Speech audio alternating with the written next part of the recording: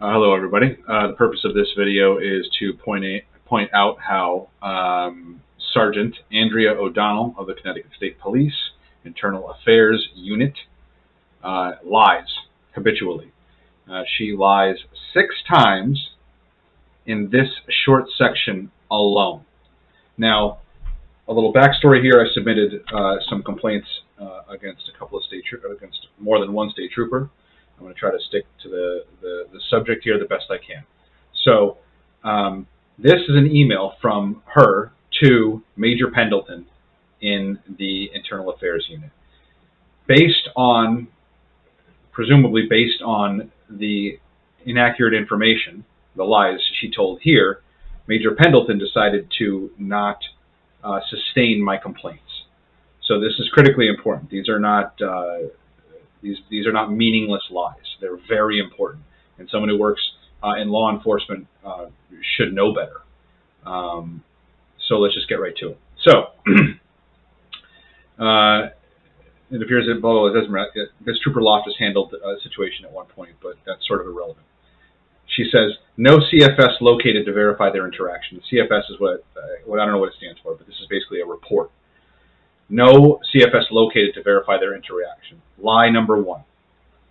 Here's the CFS right here. Loftus, Justin, my address, on the exact date and time that I told her. The CFS number is 1200-392-876. If I was able to find it, she should have been able to find it. And I'm pretty sure she did find it, but she was going to lie. What she did here is she lied repeatedly, deliberately, to Major Pendleton to keep him from sustaining the complaint. Now, maybe this Major Pendleton is one of the ethical ones, and she knew she needed to lie to him because if he told him the truth, he would sustain the complaint, and she was trying to protect her fellow criminal cops or whatever. I don't know. I can't speak to her motives for why she lied so much. But that's one lie. No CFS located. Wrong. It's right here. And not just the number. The actual report is right here. 1200-392-876, in which the people who I reported had been involved in criminal activity directed at me admitted to it. But we'll get to that in a second. Lie number 2. I believe he obtained Trooper Loftus's name from a newspaper article that indicated Loftus arrested his neighbor for speeding. Lie number 2. It's actually it's actually 3 lies in 1. I believe he obtained his name. Wrong. I obtained his name from his face. This is the letter that I submitted with my complaints, a detailed description of what had happened. Troopers Christie and Loftus arrived at my house. This is page 1. Page 1 of my complaint. Page 1. Now, it's a long complaint because it happened over a few years, and it involved a number of lies, which I didn't realize at first. And then once I figured the whole thing out, that Christie was just dismissive and rude, but Loftus lied repeatedly. So we'll get to that in a second. She says she thinks I got his name from a newspaper article, which she admits I gave her a link to. I'll show you the article in a second. She either doesn't know how to read or is a liar, because on the first page I say that I met with him in my driveway. He was polite. He offered to help, but said he wasn't able to find the vehicle based on the information that I had provided. There was multiple vehicles, but I gave him a partial plate to one vehicle. The one used most often, and the only one we had a usable partial. We had partial plates on all of them, but that's not the point. Back to Andrea O'Donnell's lies. So now it means the that's another lie. Now, she says that she arrested his neighbor for speeding. Let me show you the newspaper article. Oh, these people lie so much, it's insane. Right here. This is the newspaper article I linked to. This guy, the resident there, the guy that owns the house where all of the vehicles that were used in the stalking and harassment were located, is this guy here, Matthew McCansick, 52, of Lindsay Lane. He was arrested, and the point I was trying to make is that Trooper Loftus allowed these people to admit to and then get away with stalking and harassing me over several months. And the point I was trying to make, and the suggestion I was making, that was because he let them get away with it and emboldened them to commit other crimes. Again, a little off the subject here, but she said that she believed Loftus arrested him, or that I believed that. I never said that anywhere because I knew that was never true. I met Loftus face-to-face. I didn't get his name from a newspaper article. This is the article. I linked it to her. It's only this long. This is the whole thing. It doesn't mention Loftus anywhere in here. And he was not arrested for speeding. He was arrested for driving under the influence of alcohol, reckless driving, disobeying the signal of an officer, which means he didn't stop when they tried to pull him over, and then he ran a stop sign right in front of the cop while drunk. Yeah, at the end of 84, he ran the stop sign, flew off the highway. Okay, so there's, I can't even keep up with how many lies she's telling here. Whew, man, so many lies. Okay, so I didn't get his name from a newspaper article. I got it from his face. Loftus wasn't the arresting article and she says right here, he attached a link to the article. She read it. It was only that one page. I can't believe this lady. Unbelievable. And he wasn't arrested for speeding. He was arrested for those 4 charges that I just mentioned. Now this is all important because we see the police do this all the time. When they're filling out reports, if they did something wrong, they cover it up. When they're trying to throw the book at somebody else, it's this long, lengthy thing about, hey, they were doing it. They always expand on it the best way they can, and they always lie constantly. They lie to protect themselves and their fellow cronies, and then they lie to hurt everybody else. So she's doing that now. She's lying to slander me, and she's lying to protect him. I think that's one. How many lies? Oh my God. 1, 2, 3, 4 already. In 2 sentences. 1 sentence. 4 lies in a sentence. This is the neighbor he alleges to be harassing him. Incorrect. No. I once alleged it, and then the neighbor admitted to it. It was not currently ongoing at the time of this complaint. It had already happened. They had already admitted to it, and Trooper Loftus had already let them get away with it. And that's right here. Now, you'll notice that I called on 710. The timeline here, I'll fill you in on in a second. It had already happened, and they had admitted to it. Now, this is the thing. I keep using they. I'm using generalities here. Trooper Loftus lied repeatedly. Spoke with Joseph, who stated that usually was the operator of the Ford Explorer. Usually, not always, because it wasn't, and I saw his father behind the wheel of the Explorer as well. The father, the 52-year-old Matthew David McCantic, right? He explained that he did not know anyone at my house, and that it was a game him and his friends had come up with. Now remember, we'll get to that in a second. I explained that if this should continue, that I would apply for an arrest warrant. So that means that Trooper Loftus knows that this is an arrestable offense. He could have arrested him right there and charged him with a crime, but chose not to. But he understood that if they had done, again, what they had already admitted to, that he could arrest them, which means he could have already arrested them and charged them with a crime, which he should have.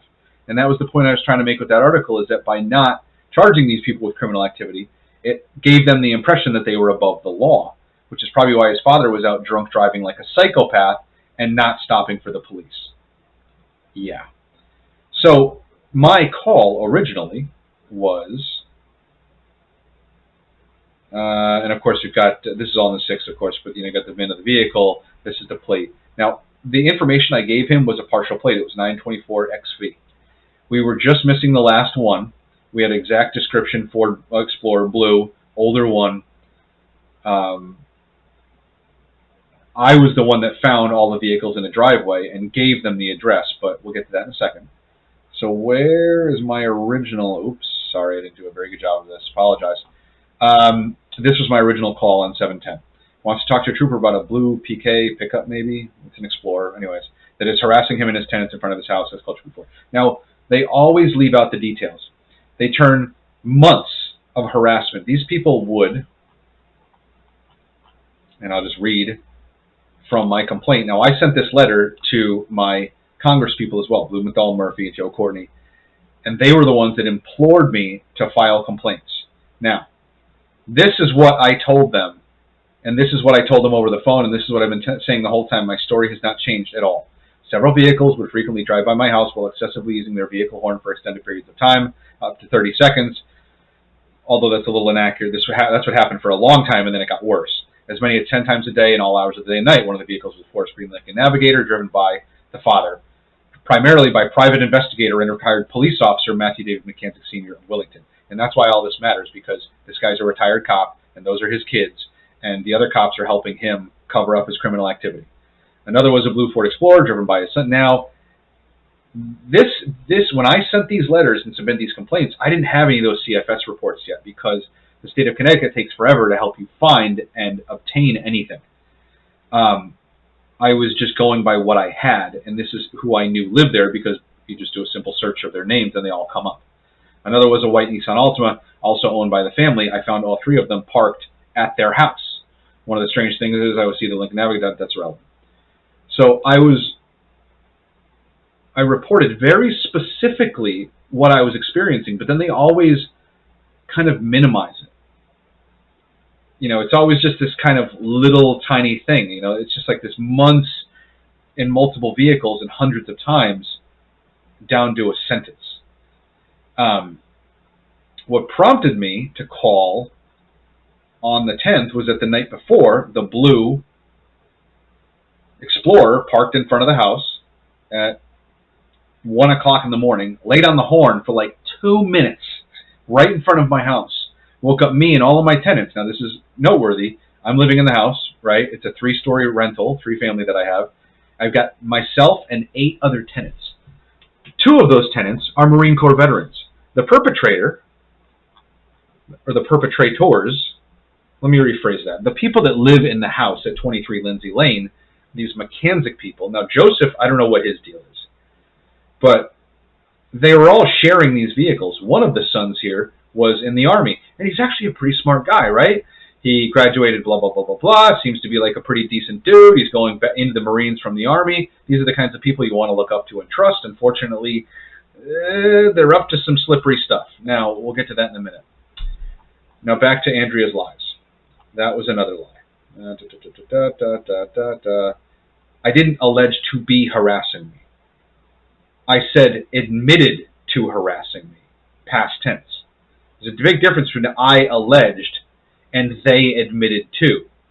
And the big difference between harassing and harassed. That might be 2 more lies. Now remember, she's sending this to her superiors who are going to determine whether my complaint should be sustained or not. Yeah, they were sitting across the street from my work. You know, troopers would park across the street from my work and home and stare at me, you know, all the time after all of this, because they were pissed off at me because I had reported criminal activity by another cop. You know, they're just generally, unfortunately, a lot of dishonest people work in police work. It's just the way it is. After my dog was poisoned, and I went to Troop C, and we'll get to that in a second, to report that my dog had been poisoned, this is a little untrue, that I reported harassment allegations. Basically what I was saying was dereliction of duty. Loftus lied and refused to charge him with a crime. This guy, O'Connor, told me I was lying, refused to produce a report, and actually threatened to charge me with filing a false claim, which is a ridiculous thing to do to somebody. Now, real quick, you know, I'm getting off the subject again. God, this is so complex. Reported, blah, blah, blah, blah, Troop C. Troop O'Connor addressed his concerns and documented the incident under CFS. Another lie. And I think that's either 6 or 7 just in here. He did not do that. And she had the CFS. I told her, and I told him, and I reported in my complaints that when I walked into Troop C that day, it was because my dog had eaten an object from within throwing distance of the road. A short while later, it vomited, became shaking, couldn't move, had to go to the animal hospital, stayed there overnight, almost died, was sick for weeks, ran up $1,000 vet bill. I just, you know, worth every penny to save my dog's life. That's not the point, though. It cost me $1,000. All of that had happened, and I walked into Troop C. Huge mistake. I should have called them, had them come to my residence, and filmed them. But this was when they were still freaking out and arresting people for filming them, or refusing to do their job if they were being filmed. Walker reported multiple above breach of peace. Yeah, essentially. Then again, that had already been happened. I don't like this lie. He believes he is targeted because of his outspoken online views on several controversial issues. Not exactly true. I didn't say I believe it. The reason why it's relevant is that if these guys are like Army and Marines and former cops, and I'm an opponent of the failed war on drugs that has filled our for-profit prisons with nonviolent drug offenders, if I do not support our unsustainable spending on war. We spend as much as the next 10 countries combined on war, and it's not going to soldiers, okay? It's going to these defense contractors that build bombs and all of this expensive equipment. It's not going to soldiers. My buddies were soldiers. I had another buddy who was in the Army. They were on welfare. I mean, he was like a permanent Army like employee. You know, after he went through basic, he stayed in like and became an employee, lived on a base, and they don't even pay him enough like to pay his bills. They're all on welfare. The money doesn't go to the troops. They had issues there like with the water, and the water pipes were lead, and like they wouldn't fix them, and like there was all kinds of problems. I mean, the soldiers aren't being treated well, let me tell you. So this idea that like, you know, the money's going to the troops, it isn't. And then they send them off to battle without what they need. It's going to defense contractors, let's be honest. Now, it's relevant because I'm trying to establish motive here. I said I didn't believe it. I just wanted this trooper to have information that might be relevant to help him understand and connect the dots of why people like that might want to do something like this to me. We know what these people are like. You know what I'm saying? Like, they probably think I'm a Democrat. I'm not. I'm just a realist and a decent person and a fiscal conservative. I'm probably more of a Republican than they are. But that's not the point. But again, it's all this slander in here. That's not exactly true. And much more importantly, back to Andrea O'Donnell's lies, he did not address. I walked in there to say that my dog had been poisoned and to connect that to previous incidents. If your dog eats something and then almost dies from the side of the road, and you've had these issues, it's entirely possible that somebody's poisoning your dog. I don't know that for sure, and I don't need to know it for sure. I'm just reporting criminal activity. All he had to do was document it and give me a report, and said he threatened me because he knew that what I was saying was true, Robert O'Connor. He knew that the primary suspects were police officers, and he might have even known, in fact, for sure, that they were the perpetrators, because that's how these police gangs work. You know, they're all aware of it. You know what I'm saying? I mean, for all I know, Robert O'Connor told him to do it. You know, you don't know, and because they refused to do an investigation, this is what I'm ending up with. So that's the bulk. That's the bulk of it. So there you go. So the point was Andrea O'Donnell's lies, and I think that was 6 or 7 of them just right here. Now I'm going to go off, and then for those that care, the video is probably longer than I would have liked already, and I'm going to break it down again later in other videos. But here we go. When I walked into O'Connor that day, I had my $937 bill from the vet that my dog had gotten sick. Now, this is on the 18th. I walked in on the 26th. I got her out of there. You know, about a week later, my suspicions were kind of, you know, eating away at me. I really felt like I needed to do something. And the reason why is because a week later, the dog was still just a mess. Like, when something is poisoned, when you eat something that makes you feel a little ill, it lasts a day. Okay, this dog almost freaking died. Like, she couldn't eat food. She was weak. She was trembling. She couldn't eat, drink, go to the bathroom. She had to eat rice for weeks, be on powerful medications. I mean, she barely survived. So after a week of that, I went in with my vet bill to report this, and he threatened me and refused to document and investigate it. Then it happened again on October 9th. She ate another object from the roadside. Now, between then and now, I talked to a nurse friend of mine, and she was like, you know, you probably could have gotten away with some cheaper treatment going for a bolus, and what they do is they pump like a massive amount of fluid up under the skin, which can do the same job. It's forced hydration. And they put her immediately on the same medication. Now, they did the same blood test work, which was expensive, of course, and proved the exact same thing. It's not on here because it was like 10 pages, and it's all these charts, and it's really hard to read unless you know what you're looking for. But they said the same thing. Elevated liver enzymes and indication that she ingested a toxin. She was sick for another several weeks after that. This is the fluids, the bolus, whatever. This was after that. So I report that to him. He threatens me. Oh, this is on the original one. Loftus lies about the partial plate number. He fat-fingered it on purpose so that he could just say, oh, I couldn't figure out who it was. This is not what I gave him. I gave him the right plate number minus the last one. And the right one is somewhere in here, 924XV. That's what I had given him. But he lied, and he covered it up because he knew these people were cops.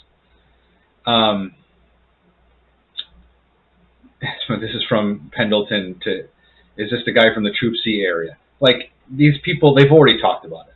They're like, this MFer doesn't deserve, what they say about you behind your back. These people are evil. There is no legitimacy or credibility. They're all legitimate and all credible. Yeah, there's no legitimacy or credibility if you deliberately falsify the documents, deliberately don't find the CFS reports, and if you, obviously, because I didn't film these people, because I thought I could trust them, I know that sounds foolish that you could trust the police, but because I didn't film them, I didn't have proof. But these investigators don't want accountability. You know what I'm saying? Like, they're looking to make this thing go away. So,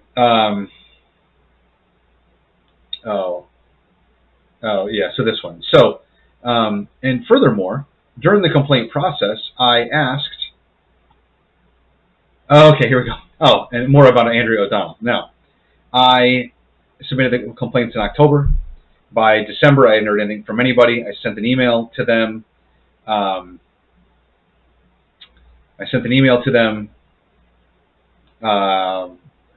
To Andrea O'Donnell, asking very politely, I understand things take time. I just want to make sure I don't fall through the cracks.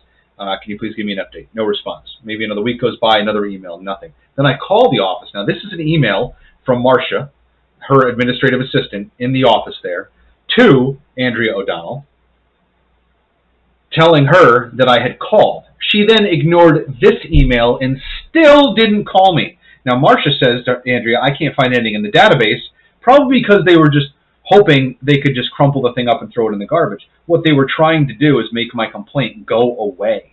They were hoping that I would go away. And the only reason they did anything and completed the process is because I started sending emails to other people in the Connecticut State Police who are evidently more ethical than them, and said that passed this along.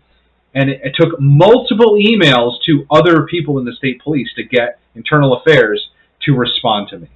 And here's what they did. Now check this out. Andrea admits to losing my file in an internal email. What she really did was she deliberately lost it, obviously,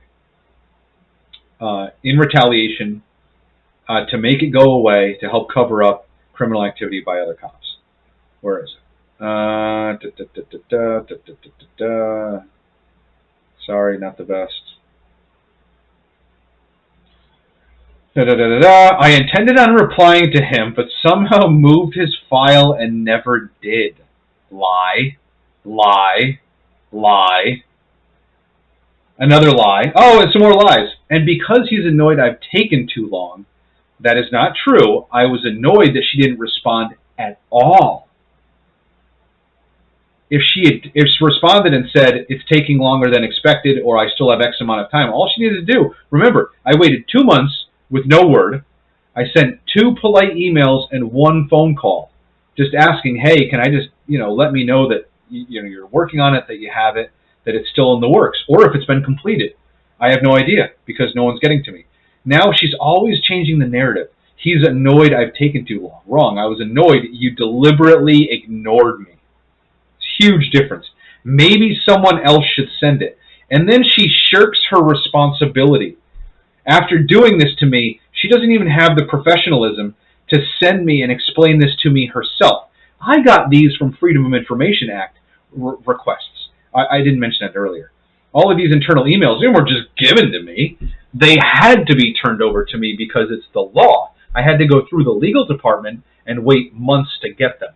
I needed to know exactly what to ask for and who to ask and how to ask, and then wait to get them. These are internal emails. These are not sent to me. These were sent internally between them and them only. And I guess there's another guy here included, some other trooper, I forget his name. Doesn't matter. Now,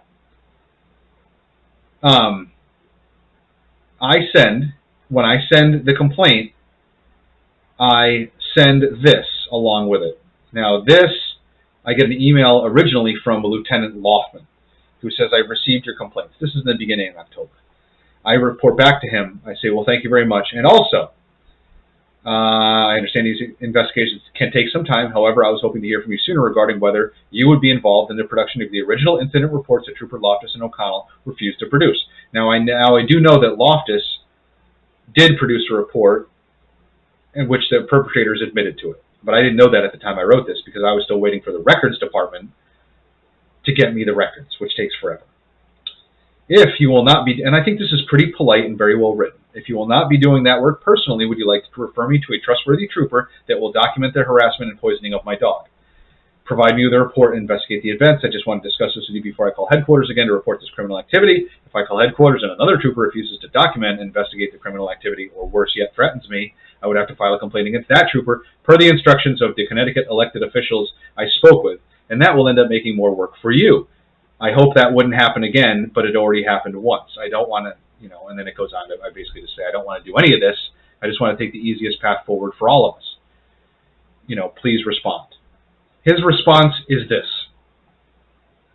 Sir, I am no longer assigned to the office reviewing your complaints. Now, he's still a state trooper. He could have said, I will personally document the poisoning of your dog, who eventually died in a suspicious accident. We'll get to that later. It gets even more suspicious. These people are criminals. I'm no longer assigned to that, blah, blah, blah, blah, blah. Well, okay.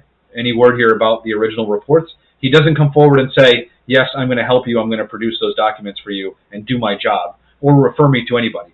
He just sort of acts like I didn't even ask that question. This is his response to what I just said. Again, refusing in a more slick way to do his job and document and investigate criminal activity, because he knows the perpetrator is a cop turned private investigator. He probably knows him personally. So, when you search the name, now let's get back to Loftus's original report here and how bad a cop he is.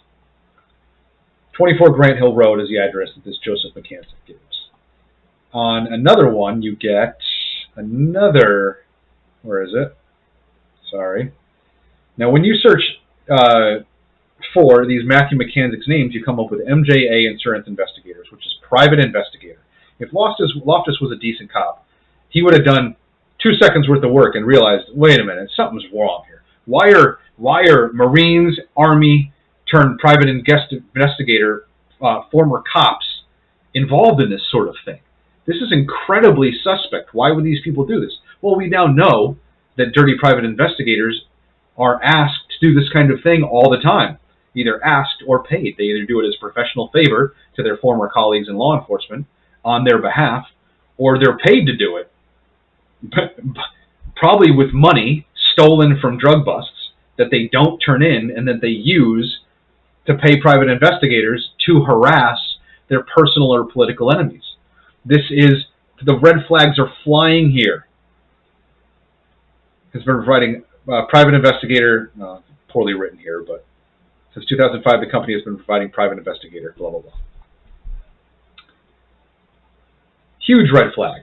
Huge! You search the name again, you get the Grant Hill Road. If you search Grant Hill Road, you get this name. Now this, I don't know why it has this here, employs 20 plus people.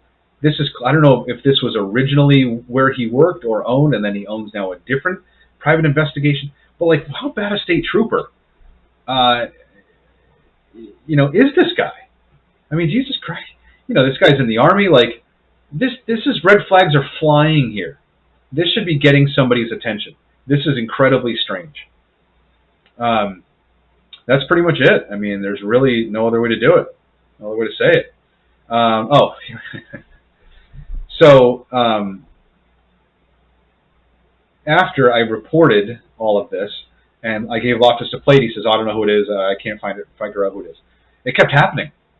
Over and over, every day, every night, these people would drive over to my house, lay on the horn, wake everybody up, and drive away. They're psychopaths. These people are mentally unstable. So because Loftus refuses to do his job, am forced to start driving the streets of Willington looking for these people. Now, they always kind of came from the same direction, to or from the same direction, so I kind of knew where to look, so I started driving up Lucian Road and looking, and I pull up to a stop sign at Lucian and Navertil Road, and I'm thinking, wow, I've driven the whole stretch, I've checked almost everywhere, I don't see the vehicles in the driveway, what should I do next? As I think that, a vehicle comes down the street, the Green Lincoln Navigator, very unique vehicle, comes down Navertil Road. I pull past the stop sign and pull to the side of the road. They go past me and they run. They take off. The vehicle rips down the street. I'm like, I can't even catch up to them. They're literally like gone in 2 seconds. I'm thinking, where did they just go? So I start driving up and down the road. I realize the only road I haven't checked is this little cul-de-sac called Lindsay Lane. 23 Lindsay Lane. So I drive up Lindsay Lane and I see all 3 vehicles sitting at this house. Green Lincoln Navigator, white Altima, blue Ford Explorer. I drive home to my house. I pick up 2 of my tenants, co-complainants, drive them back over. The 2 guys that were Marines, the 2, they're credible. They're angry. They want answers. They want it to stop. They want to be able to sleep. They're being woken up every single night by these people. They confirm. I said, I just want you guys to confirm that those are the vehicles. They were like, yeah, obviously. And the blue, they had very specific stickers, Marine Corps and NRA stickers on the Navigator. The blue Ford Explorer had like a sort of nautical flag. It's like a red flag with just a white line through it on the bumper, as I remember it, and it had U.S. Army and stuff all over it. The vehicles were very unique, and to see all 3 of them in the same spot, it was obvious. So I call Troop C again, and evidently I end up with Rua Alexander, whoever that is, 740 on 730, which was 20 days after I initially reported it. I say, hey, look, it keeps happening. Loftus isn't doing his job. He hasn't found these people. He has made no effort to find them. I just did find them. I found all 3 vehicles involved in the criminal activity, parked at the driveway at Lindsay Lane. I need something to happen now.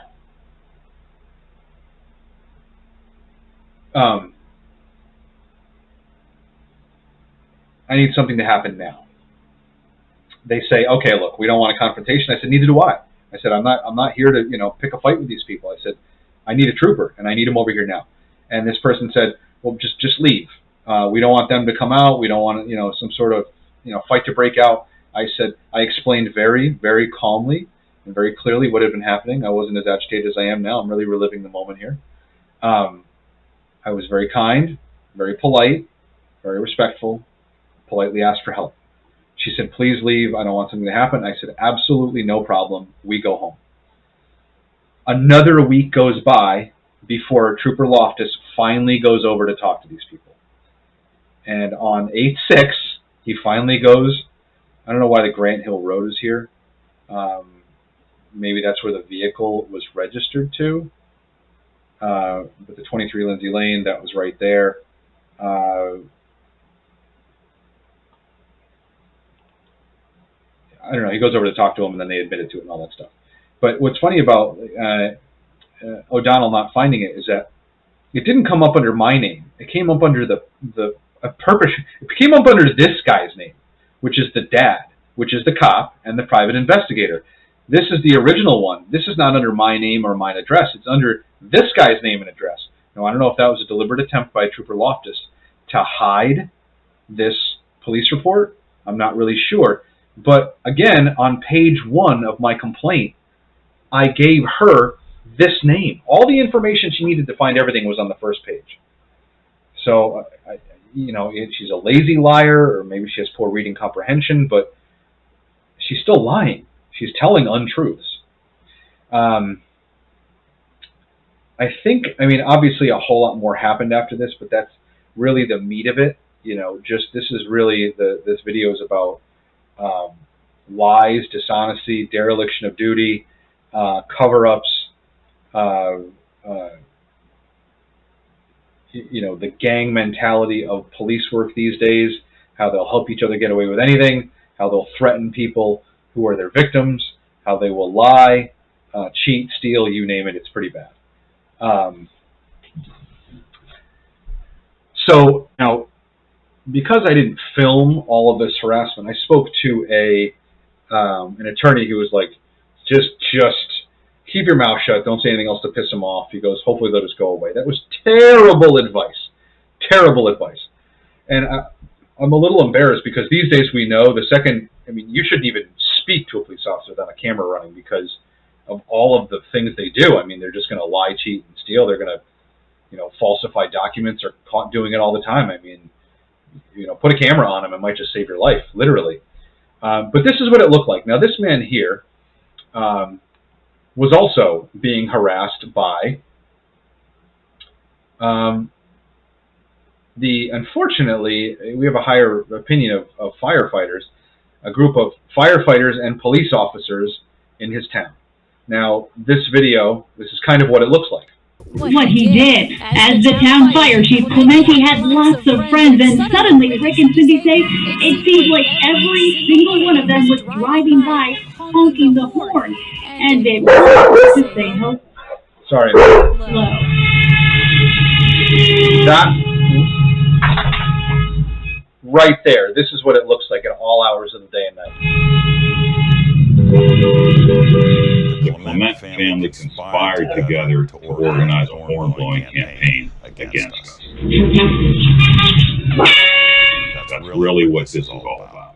Ask not for whom the horn blows, it blows for Rick and Cindy Kurlich. In the beginning, it was 100 times a day. 100 times a day. 100. So they began planning their payback. Their house now bristled with expensive surveillance cameras. As we were looking them over, just watch what happened. The last camera is down here on the tree. Okay. Somebody just honked their horn. Did you hear that? Yeah, Was that a friendly honk? Probably not. Rick says his ear is now finally at people in the town, the people who work for the town. Firefighters and goodies sung from the department John Clementi ran, and police. Here's one of Hubbard Township's finest, not serving, not protecting, just honking. It's enough to wake the dead. This verse caught 10 times. And would you look at this? The horn on the bus goes, an education for Hubbard's next generation of hornblowers. Rick and Cindy renamed their dining room the Evidence. It was just their way of saying goodbye. When they would leave the house, the girls would toot the horn just to let them know they're leaving. A little toot? Yeah, Rick says, like this car leaving the Clementi driveway at 4 in the morning. That's what these mechanics were doing. Middle of the night, again, that he'd park in front of, he'd stop the car, lay on the horn for 2 minutes, and then drive. 2 minutes. We'd literally be coming out the door with baseball bats, and he'd drive away. Yeah. You notice the parallels here. Town employees, connections with law enforcement. It's always the same sort of thing. Now, this is Andrea O'Donnell, Sergeant Andrea O'Donnell. She is involved in another case here with a gentleman in Connecticut. Now, if you want to understand how unstable, how dishonest, how crazy the Connecticut State Police are, watch this.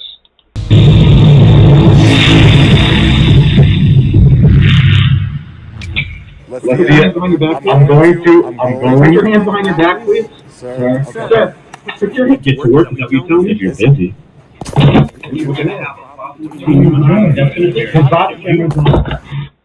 That was sort of similar, short of grabbing at me. When I reported to Trooper Robert O'Connor what was going on, he nearly jumped out of his chair and swelled up on me, puffed up on me, and he's like, "Are you telling me?" And he went into a little psycho fit. These people are mentally unstable. Now this right here, this guy here, he's trying to report. This is an unlawful detainment right here. This guy here, the first one, puts him in handcuffs for filming in a public place, which is totally legal. He comes up and says, "Give me your ID." He doesn't have to give you his ID. He's not breaking the law. Puts him in handcuffs, and then is let out of handcuffs by some smarter state troopers that come along and let him out, right? So they stopped, they turned off his cameras, which is a violation of his First Amendment rights to film in public, freedom of the press. It's a civil rights violation. Connecticut State Police, well, more like the state themselves and taxpayers, are being sued now, again, by this guy, right? This is what they do in Connecticut. Oh, he's just unlawfully detained. Just unlawfully detained, had his camera shut off. Luckily, these guys showed up and took the cuffs off because they understood that they couldn't arrest him. Now, recently, Yukon police officer and his wife charged with stalking and harassment. After I reported all of this and Loftus got involved, it did stop because he threatened to arrest them. and if I didn't say it earlier, they understood that they had to admit to it because there were witnesses. What they did was they changed the intent around. But then again, it almost didn't matter what their intent was because they had a cop on their side in their pocket, and Loftus was going to let them get away with it either way. But they admitted to it. After that happened, people started doing other things in front of my house, similar to these people here on the ABC News. Trucks, especially trucks, I guess a lot of cops like to drive trucks, they would pull up right in front of my house, as slow as can be, almost come to a total stop, and then do a smoke show past my house. Just rip out tires, squealing, smoke pouring. The same truck did it a bunch of times. I then saw that truck in the employee parking lot of the Yukon Police Department. Okay? This is what cops do. And then they go into their little Facebook group and they pass around your name and your information. And they're like, go stalk and harass this guy because he doesn't support the war on drugs. And he didn't want the state police. They were trying to put a state police gun range in my town a couple miles from my house. No one wanted it. I didn't do anything more than anybody else did. No one in the town wanted the thing. Okay? They were trying to build this like massive multi-tens of acres paramilitary. They're going to be flying helicopters and doing these like training missions, and they're going to have every cop in the state driving up there. We didn't want it. It was a quiet little town. Okay? It's our right to not want it. You don't have to have that thing. But they get all pissy, and then they start doing stuff like this to people. 3 Connecticut state troopers are caught on camera conspiring to falsify charges against an innocent man. Fabricated criminal charges against a man protesting a DUI. He wasn't protesting anything. He was just filming it. And this is what happens when you film police in Connecticut. They go crazy. Now, these guys were caught conspiring to fabricate charges. They did, in fact, fabricate those charges. They didn't know they got caught until later on. They were caught on camera. Imagine that, like destroying 3 Connecticut state troopers were willing to do this. There's only like 200 of them. That's a large percentage. They're all willing to lie to destroy a man's life. Those charges, your landlord could choose not to renew your lease. You could get fired from your job. You could lose your right to legally possess a firearm and protect yourself and your family because of these lies. These are the lies. This is what these people do. They are out of control. Another state trooper caught on his own dash cam stealing money and jewelry from a dying man on the side of the highway. He then lies to the family and said, oh, it was never, or the ambulance people would have it. I didn't have it. It was found in his car, and he was sentenced to prison. Now, this guy, it's a sad story. It really, I hate to rub it in. You know, he admitted, he goes, you know what, I deserve to get caught, and I made a bad mistake. And he admits to having a pill problem. The Connecticut State Police have troopers popping pills, and they don't even recognize it. They don't even have the wherewithal, probably because they're too busy stalking and harassing me and covering up other criminal activity, to know it.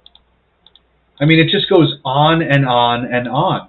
This guy goes ballistic. I have a point now, all right! It's the meltdown that's landing this state trooper nearing retirement in hot water. This is ridiculous! I can't wait to be... This was pretty much what it was like with Robert O'Connor. Done! The tirade erupted. But if I had filmed him, he would have refused to talk to me in the first place and or arrested me. And I knew they would refuse to do their job if I was filming them, so I had no choice but to not film them. New Haven, Connecticut was pulled over for speeding after giving the trooper the bird. The driver says he didn't realize it was a trooper in an unmarked car. Can I just ask you why you're riding their butt like that and speeding, man? When the trooper tells the driver to get out of the car, things really get heated. Everyone's got something to say! The trooper says he was pursuing a speeding trucker. I was driving along, I was going to head to a simple citation that I give him. No! You gotta be that contains medical marijuana.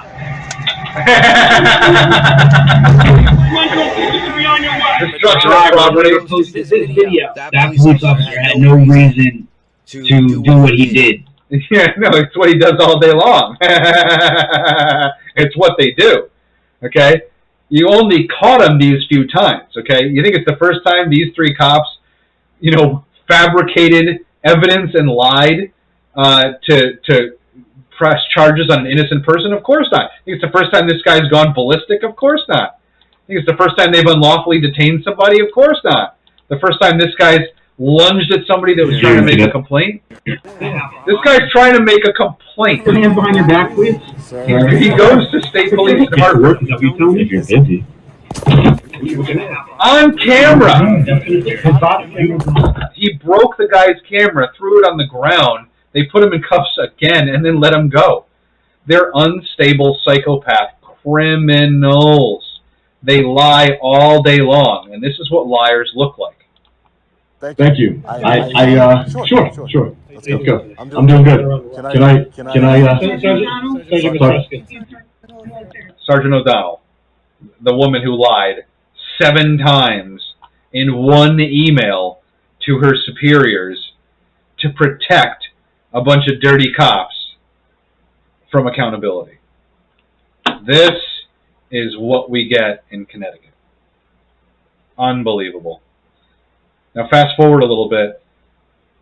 I no longer felt safe. I came to despise the place. It's an awful, awful, corrupt state. I decided to sell my house, my profitable rental house 5 miles off the UConn campus, leave my friends and family for my safety and the safety of my dog. The for sale sign goes in the ground on a Sunday. Within 24 hours, my dog is dead in a very suspicious, air quotes, accident. Within 24 hours of the for sale sign going in front of the house. Now, I should have a map up here, but my house was 1 mile from the barracks, Troop C barracks, on Route 32 that they drove past all the time. The barracks was on 74. You go down the street and hang a right on 32, and my house was the third one on the right. They drove by my house all day long. It is very difficult to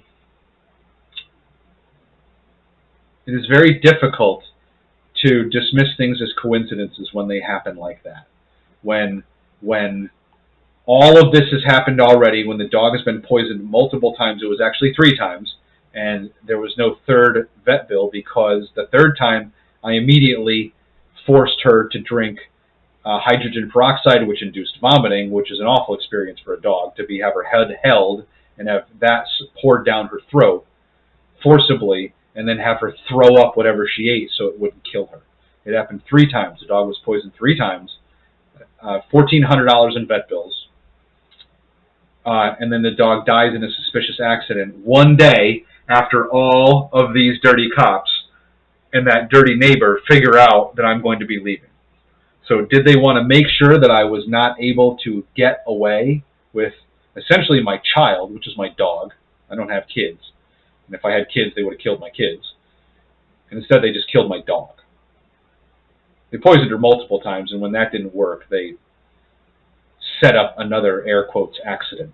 A very suspicious accident within 24 hours of the for sale sign going in the ground. These are the faces of evil. And Sergeant what? Ventresca. I don't know who this Ventresca guy is. I didn't work with him. But she's a liar. She's covering for criminal activity. That's a fact.